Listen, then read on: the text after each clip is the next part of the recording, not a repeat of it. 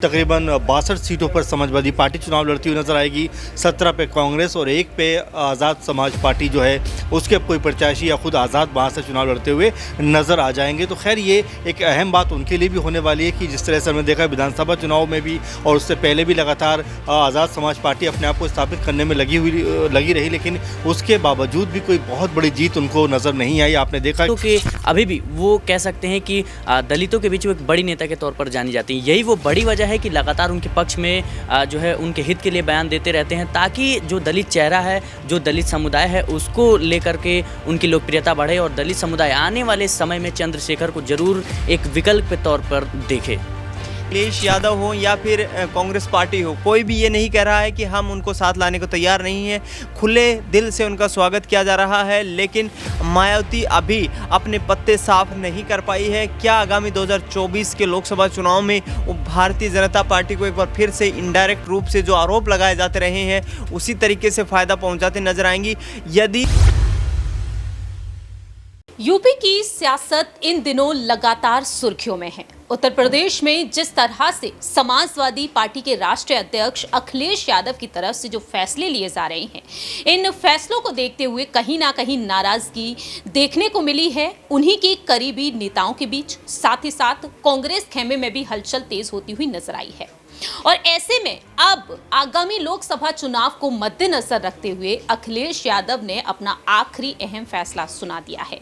जी हां, India block में जो सीट शेयरिंग को लेकर कहीं ना कहीं रार बढ़ती हुई नजर आ रही थी, वो रार अब थमती हुई नजर आएगी, क्योंकि फैसला हो चुका है कि आखिरकार किस सीट पर कौन कौन से दिग्गज नेता लड़ते हुए नजर आएंगे। लेकिन इसके अलावा यहां पर यह बातें सामने आ चुकी हैं कि कितनी सीटों पर समाजवादी पार्टी लड़ेगी, कितनी सीटों पर कांग्रेस पार्टी लड़ेगी और कितनी सीटों पर लड़ते हुए अब नजर आएंगे आजाद समाज पार्टी के राष्ट्रीय अध्यक्ष चंद्रशेखर आजाद। नमस्कार, मैं प्रांशी राठौर और आप देख रहे हैं नेक्स्ट 9 न्यूज। स्वागत है आपका हमारे खास प्रोग्राम 2024 का महासंग्राम में, जिसमें आज हम न्यूज रूम में बैठे हुए सहयोगियों से चर्चा करेंगे कि चंद्रशेखर आजाद के लिए जिस तरह से समाजवादी पार्टी ने फैसला लिया है, क्या इसके चलते अब यहां पर नाराजगी देखने को मिल सकती है? आखिरकार यहां पर इस नाराजगी के बीच बहुजन समाज पार्टी की सुप्रीमो मायावती की कोई बड़ी एंट्री होती हुई नजर आ सकती है? आखिरकार यहां पर कांग्रेस जो 18 सीटों की मांग करती हुई नजर आई थी, 18 से 20 सीटों पर वह लड़ना चाहती थी, लेकिन यहां पर देखा जाए सहमति 17 पर बनती हुई नजर आई है। तो क्या कांग्रेस बखूबी यहां पर मान जाएगी? सबसे बड़ी खबर जो हाल ही में निकलकर सामने आई है वो ये है कि 80 लोकसभा सीटें हैं उत्तर प्रदेश में। 80 में से देखा जा रहा है कि 62 लोकसभा सीटों पर चुनाव लड़ती हुई नजर आएगी समाजवादी पार्टी। सबसे पहले आपको यह भी याद दिला दें कि नेताजी के चले जाने के बाद अखिलेश यादव ने साफ कर दिया था कि 80 की 80 लोकसभा सीटों पर हमारी पार्टी चुनाव लड़ेगी और साफ तौर पर कहा था कि 80 की 80 लोकसभा सीटों पर हम दौरा करते हुए नजर आएंगे, यात्रा वह निकालते हुए नजर आए थे। शिवपाल यादव भी इन लोकसभा सीटों का दौरा करते हुए नजर आए थे, लेकिन यहां पर अखिलेश यादव की मांग रही थी 65 लोकसभा सीटों से वह चुनाव लड़ेंगे। लेकिन बात यहां पर बनती हुई नजर नहीं आई, क्योंकि इंडिया ब्लॉक में समाजवादी पार्टी शामिल हो गई। देखा गया कि कांग्रेस यहां पर अपनी जिद पर अड़ी हुई थी, लेकिन अखिलेश यादव भी पीछे नहीं रहे। अखिलेश यादव ने 65 सीटों की मांग रखी, लेकिन सहमति बनती हुई नजर आ रही थी कि 30 से 35 सीटों पर वह मान जाएंगे। लेकिन आज ऐलान हो चुका है 80 में से 62 लोकसभा सीटों पर समाजवादी पार्टी चुनाव लड़ेगी और 18 से 20 की मांग करने वाली कांग्रेस पार्टी 17 पर चुनाव लड़ती हुई नजर आएगी।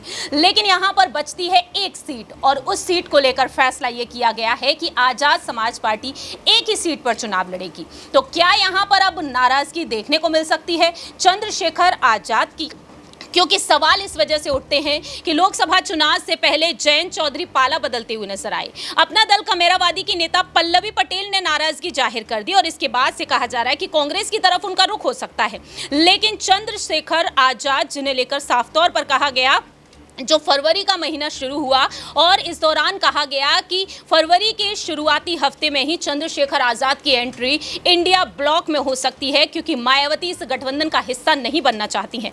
यह भी होता हुआ नजर नहीं आया। तब दावे किए गए कि चंद्रशेखर आजाद को 2 लोकसभा सीटें मिल सकती हैं। ये 2 लोकसभा सीटें हो सकती हैं, एक तो नगीना, जहां से वह चुनाव लड़ना चाहते हैं, दूसरी सीट आगरा बताएगी और इसके अलावा लालगंज सीट भी यहां पर सामने आती हुई नजर आई। लेकिन यहां पर 3 सीटें होती होती हैं। और अब देखा जाए चंद्रशेखर आजाद के लिए सिर्फ और सिर्फ यही फैसला लिया गया कि चंद्रशेखर आजाद एक ही सीट पर चुनाव लड़ते हुए नजर आएंगे, यानी कि उनकी खेमे को एक ही सीट दी जाएगी। क्या चंद्रशेखर आजाद इस पर मान जाएंगे? सवाल यहां पर रहेगा हमारे वरिष्ठ सहयोगी अमन जी से कि आखिरकार यूपी की सियासत को वह किस तरीके से देख रहे हैं। चंद्रशेखर आजाद जो हमलावर होते हुए नजर आते हैं केंद्र की मोदी सरकार पर, प्रदेश की योगी सरकार पर, मायावती को हमेशा ही वह अपना आदर्श बताते हुए नजर आते हैं। और देखा जाए जिस तरह से जो सहयोगी दल है आजाद समाज पार्टी, समाजवादी पार्टी का, यहाँ पर तीन पार्टियों के जो गठबंधन रहा, लेकिन एक यहाँ से जा चुकी है जैसे कि रालोद। अब क्या यहाँ पर आजाद समाज पार्टी की नाराजगी जाहिर हो सकती है अमन जी?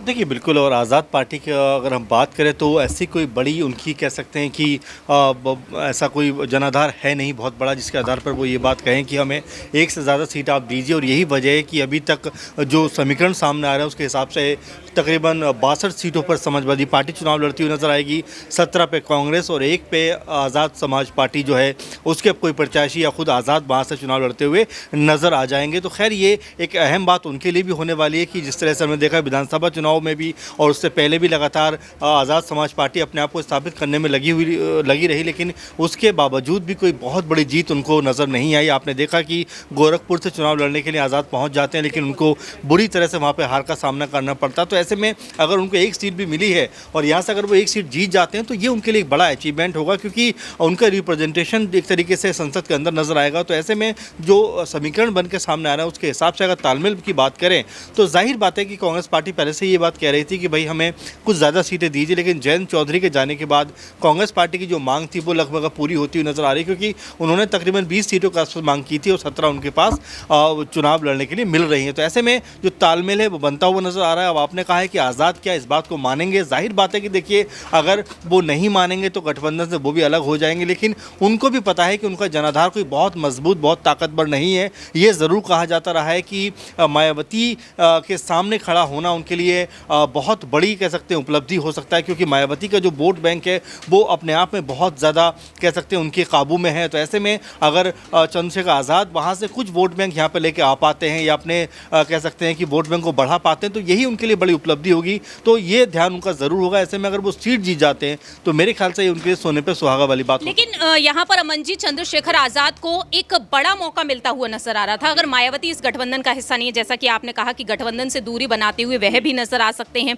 दलित वोट बैंक को कांग्रेस साधना चाहती थी, लेकिन यहाँ पर क्या वाकई में चंद्रशेखर आजाद को आगे नहीं किया जाना चाहिए था? क्योंकि जिस तरह से मायावती का नाम लेकर वह आगे बढ़ते हुए नजर आए हैं और आज अखिलेश यादव कहीं ना कहीं अलग थलग पड़ते हुए भी देखे जा रहे हैं।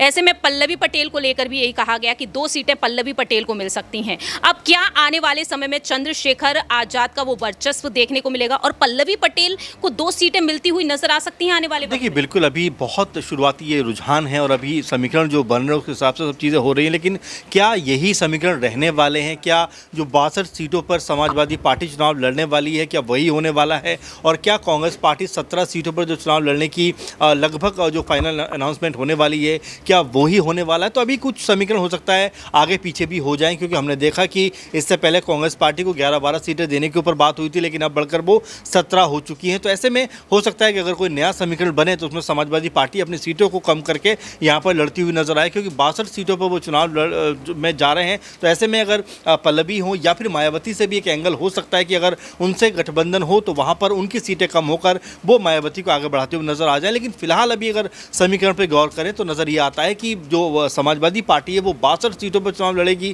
कांग्रेस 17 पे और आजाद जो है 1 सीट पर चुनाव लड़ते हुए नजर आएंगे। आखिरी छोटा सा सवाल यहाँ पर यही होगा मायावती को लेकर, क्या वाकई में अब मायावती लोकसभा चुनाव से पहले इस गठबंधन में शामिल होंगी या फिर नहीं? क्योंकि सूत्रों के मुताबिक ये दावे तक किए गए कि ऐन मौके पर कहीं ना कहीं वह पासा पलट सकती हैं। देखिए जो वोट बैंक है वो बिल्कुल इसमें कोई दो राय नहीं है प्रांशी जी। अगर आप वोट बैंक देखें तो वो नजर आता है कि उनके पास 15-20% के आसपास जो दलित वोट है वो उनके पास है और ये उनका ठोस वोट है और जो उनके पास आता ही आता है। तो ऐसे में अगर वो सपा कुनबे में आती हैं, सपा के साथ गठबंधन करती हैं, तो आप ये मानकर चलिए कि बीजेपी की मुश्किलें बढ़ना तय है। लेकिन जिस तरह का रुख मायावती का देखने को मिल रहा है, लगातार वो कई तरह की शर्तें रखते हुए नजर आए हैं। आपने देखा भी मलूक जो उनके सांसद है वो भी तमाम बातें कहते हुए नजर आते हैं कि पहले उनको पीएम पद के लिए आप नॉमिनेट कीजिए, कांग्रेस पार्टी ने जो गलतियां की हैं उनके ऊपर वो माफ़ी मांगना चाहिए। ऐसे कई तरह की बातें हैं जो उन्होंने रखी हैं। तो क्या वो अब इस गठबंधन का हिस्सा बनेंगे? और देखिए, राजनीति में समीकरण जो है पल पल बदलते हैं, ये कोई बड़ी बात नहीं, क्योंकि अभी अनाउंसमेंट नहीं हुआ है। हो सकता है आने वाले जब अनाउंसमेंट हो जाएगा उस समय कुछ समीकरण बने बिगड़े, उस समय हो सकता है मायावती इस तरफ आ जाए, क्योंकि मायावती अगर अकेले चुनाव लड़ेंगी तो वहाँ पर भी उनको कोई बहुत अहम या बड़ी सफलता मिलती हुई नजर नहीं आएगी। वाकई में अभी देखा जाए दलित वोट बैंक को साधने की जिस तरह से पूरी कोशिश जारी है यहाँ पर अखिलेश यादव और राहुल गांधी की भारत जोड़ो न्याय यात्रा जो इन दिनों यूपी में है, और ऐसे में देखा जाए तो इस न्याय यात्रा के जरिए वह कई वोट बैंक को साधते हुए नजर आ रहे हैं। देखा तो ये भी गया है कि उनके साथ पल्लवी पटेल भी कदम ताल मिलाती हुई नजर आई हैं। अब यहाँ पर सवाल अगर कर लिया जाए अखिलेश यादव को लेकर तो साफ तौर पर यही कहा गया कि अखिलेश यादव भी इस यात्रा का हिस्सा बनेंगे। स्वामी प्रसाद मौर्य जो हाल ही में समाजवादी पार्टी से नाता तोड़ चुके हैं, और ऐसे में उनके भी इस यात्रा में शामिल होने को लेकर लगातार खबरें सामने आ रही हैं। अब यहाँ पर यह सवाल भी उठता है कि चंद्रशेखर आजाद की नाराजगी अगर वाकई में काफी हद तक बढ़ती हुई नजर आती है तो यहाँ पर मायावती की क्या कोई बड़ी भूमिका देखने को मिल सकती है। जिस तरह से आजाद बार बार मायावती के समर्थन में अपनी बात रखते हैं कि कोई ना कोई तो पल ऐसा आएगा ही जब मायावती कहेंगी कि आप पार्टी की कमान संभालिए। हालांकि मायावती ये साफ कर चुकी हैं कि उत्तराधिकारी के तौर पर वह अपने भतीजे आकाश आनंद को आगे कर रही हैं। तो क्या अब लोकसभा चुनाव से पहले एक बड़ा खेल होता हुआ भी नजर आ सकता है? सवाल यहां पर रहेगा हमारे सहयोगी सिराज से कि आखिरकार वह क्या कुछ कहना चाहेंगे। जिस तरह से मायावती को लेकर बार बार बयान दिए हैं चंद्रशेखर आजाद ने, और अखिलेश यादव जिस तरह से अब फैसले लेते हुए नजर आ रहे हैं, क्या अखिलेश यादव अपने इन्हीं फैसलों के चलते अपने करीबी नेताओं से दूर हटते हुए दिखाई दे रहे हैं? जी बिल्कुल, इसमें कोई दो राय नहीं है। जिस तरीके से आपने बात की चंद्रशेखर को लेकर, तो चंद्रशेखर जो है वो दलित प्रतिनिधित्व करने की कोशिश कर रहे हैं, लेकिन उनको अच्छे से पता है कि मायावती जो है वो एक कद्दावर नेता है और दलितों के अभी भी वो कह सकते हैं कि दलितों के बीच वो एक बड़ी नेता के तौर पर जानी जाती हैं। यही वो बड़ी वजह है कि लगातार उनके पक्ष में जो है उनके हित के लिए बयान देते रहते हैं, ताकि जो दलित चेहरा है, जो दलित समुदाय है, उसको लेकर के उनकी लोकप्रियता बढ़े और दलित समुदाय आने वाले समय में चंद्रशेखर को जरूर एक विकल्प के तौर पर देखे। देखिए, जिस तरह से यहाँ पर एक ही सीट की बात कही गई है और इस एक सीट के जरिए और लोकसभा चुनाव के लिए जब चुनावी प्रचार किया जाएगा तो अखिलेश यादव दलित वोट बैंक को साथ लेंगे इसके जरिए। जी देखिए, अभी कुछ कहा नहीं जा सकता, क्योंकि मुझे लगता है कि मायावती भले ही अभी कुछ दिनों से चुनाव जीती नहीं है, लेकिन मुझे लगता है वोटिंग प्रतिशत आप देखेंगे तो कुछ ज़्यादा फर्क है नहीं। अभी भी जो दलित समुदाय है वो लगातार मायावती को वोट करता है और इससे काफ़ी ज़्यादा इम्पैक्ट पड़ सकता है। हालांकि जिस तरीके से वो कोशिश कर रहे हैं, मुझे लगता है कि अभी जो राज्यसभा का चुनाव है उसमें उन्होंने जया बच्चन और कुछ अन्य चेहरों को उतारा, उसको लेकर के जिस तरीके से उनका विरोध हो रहा है, तो मुझे लगता है कि वो कोशिश पूरी कर रहे हैं, लेकिन इसमें कामयाबी कितनी मिलेगी ये तो जनता को तय करना है, और निश्चित रूप से आने वाले लोकसभा चुनाव में इसका जो है नतीजा देखने को मिल सकता है। वाकई में आने वाले समय में कहीं ना कहीं एक अलग ही नतीजा देखने को मिलेगा, क्योंकि लोकसभा चुनाव तो नज़दीक हैं, लेकिन लोकसभा चुनाव से पहले जिस तरह से हम देख ही रहे हैं कि कैसे अखिलेश यादव कई बड़े बड़े दांवपेच खेलते हुए नजर आ रहे हैं, लेकिन क्या इसका कोई भारी नुकसान भी हमें नजर आ सकता है? अगला और आखिरी सवाल यहाँ पर दिनेश से लेना चाहेंगे कि यूपी की सियासत पर उनका आखिरकार क्या कुछ कहना रहेगा। आखिरकार यहाँ पर मायावती को लेकर जिस तरीके से बयान देते हुए नजर आए हैं चंद्रशेखर आजाद, और अब यहाँ पर सीट शेयरिंग को लेकर जो फैसला हो चुका है, राहुल गांधी मल्लिकार्जुन खड़गे जो दलित वोट बैंक को साधने की पूरी तरीके से कोशिश करते रहे, रायबरेली सीट है, अमेठी सीट है, अब यहां पर नगीना सीट की ही बात कर ली जाए तो नगीना सीट पर चंद्रशेखर आजाद के देखा जाए तो यहां पर उनके खिलाफ कौन उतरता हुआ नजर आ सकता है? क्या बसपा अपने उम्मीदवार को उतारना पसंद करेगी यहां से? देखिए, मायावती अपने प्रतिद्वंदी के रूप में देख रही हैं चंद्रशेखर आज़ाद को, और जिस तरीके से समाजवादी पार्टी ने एक सीट देने का ऐलान किया है, गठबंधन में शामिल करने की बात हुई है, तो यहाँ पर जाहिर तौर पर कहीं ना कहीं समाजवादी पार्टी के द्वारा दलित वोट बैंक को साधने की कोशिश भी की जा रही है। वो आज़ाद जो युवाओं की राजनीति करते हैं, दलित समुदाय का 3 से 4% वोट बैंक हमने देखा कि जिस तरीके से उसको कैप्चर करते हुए नजर आए, तो कहीं ना कहीं कोशिश यही है कि किसी भी तरीके से यदि मायावती साथ नहीं आ रही है, चंद्रशेखर आज़ाद को साथ लिया जाए, कुछ वोट बैंक को यहाँ से साधा जाए और उसके आधार पर आगामी चुनावी रणनीति को तैयार की जाए। यदि मायावती के जहाँ तक सवाल उठता है तो अखिलेश यादव हो या फिर कांग्रेस पार्टी हो, कोई भी ये नहीं कह रहा है कि हम उनको साथ लाने को तैयार नहीं है।